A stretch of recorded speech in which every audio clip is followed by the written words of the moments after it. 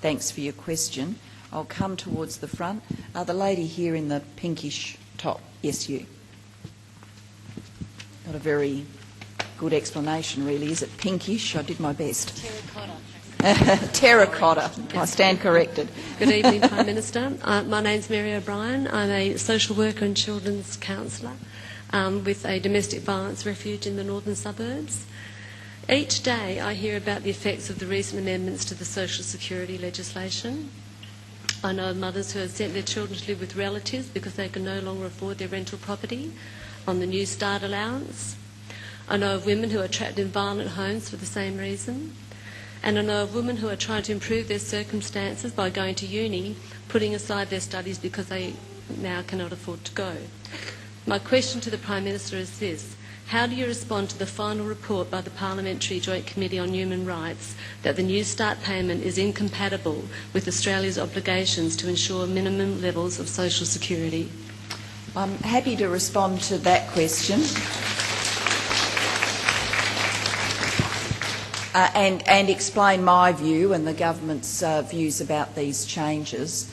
The former government, the Howard government, changed rules in relation to that there can be families in identical positions who are currently treated differently by our social security system.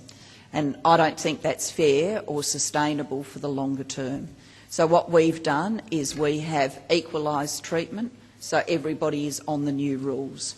We took the opportunity to then not only put everybody on the new rules, which involve New Start allowance, family payments, of course, family benefits, the New Start allowance, payments because people are looking after kids, the family payment system, of course the new benefits we've put in place like the school kids bonus.